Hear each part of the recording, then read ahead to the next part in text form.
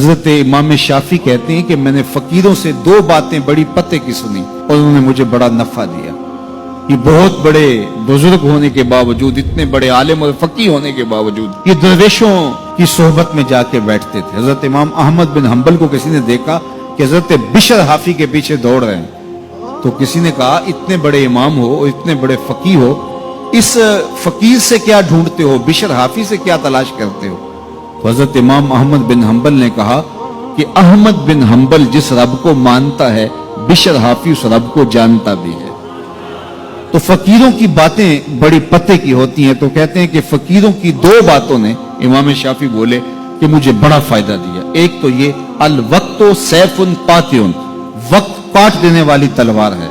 अगर वक्त को तुम काटोगे तो ठीक, वरना वक्त तुम्हें काट देगा।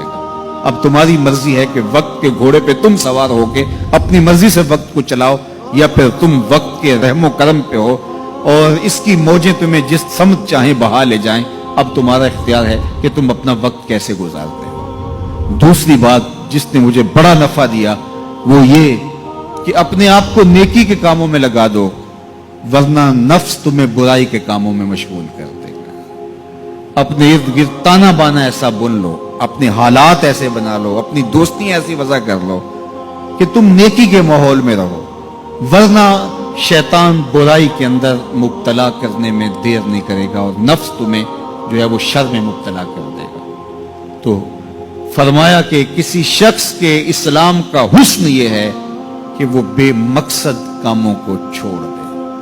हम तो बाज़ का बैठते हैं तो घंटों बेमकसद बैठे रहते हैं और कीमती से कीमती वक्त जाया करते हैं। हमारी जिंदगी बड़ी कीमती है, एक एक सांस बामकसद होना चाहिए।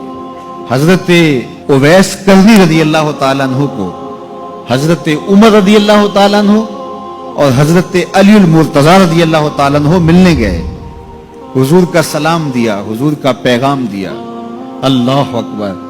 तो वैसे करनी तो तड़प गए ना, चश्मान से आंसू हैं और बार बार पूछती है मेरे हुजूर के लबों पे मेरा नाम कैसे आया था। हुजूर ने कहा था ना कोई उवैस बिन आमिर को मिले और मेरा सलाम दे और उससे कहे कि मेरी उम्मत की बख्शिश की दुआ करे। अल्लाह अकबर।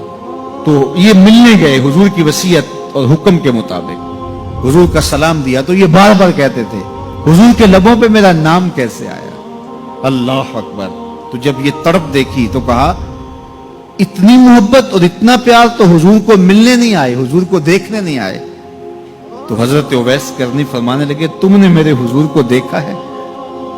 तो ये खामोश हो गए। तो कहने लगे मैंने नहीं ना देखा तो मुझसे पूछ लो, तुम पहले बताओ कि हुजूर के अबरू जुड़े हुए थे या खुले हुए थे? अल्लाह अकबर। तुमने तो हुजूर को देखा है तो जरा बताओ ना। फिर खुद ही फरमाने लगे जिसने नहीं देखा उससे पूछ लो। कहा कोई करीब से देखता तो खुले हुए नजर आते, दूर से देखता तो जुड़े हुए नजर आते। मालूम हुआ कि हुजूर की कुर्बत में ही रहे हैं, अगरचे बज़ाहिर दूर रहे हैं। तो ये इतने जलीलुल कदर सहाबी मिलने गए, कुछ देर बातें की। उसके बाद हजरत उवैस करनी ने हाथ बढ़ा दिए, कहा अच्छा आपने भी आखिरत की तैयारी करनी होगी, मैंने भी करनी, अच्छा हशर को मिलेंगे। अल्लाह अकबर। तो वक्त बहुत कीमती है। किसी के इस्लाम का हुस्न ये है कि वो बेमकसद कामों को तर्क कर दे।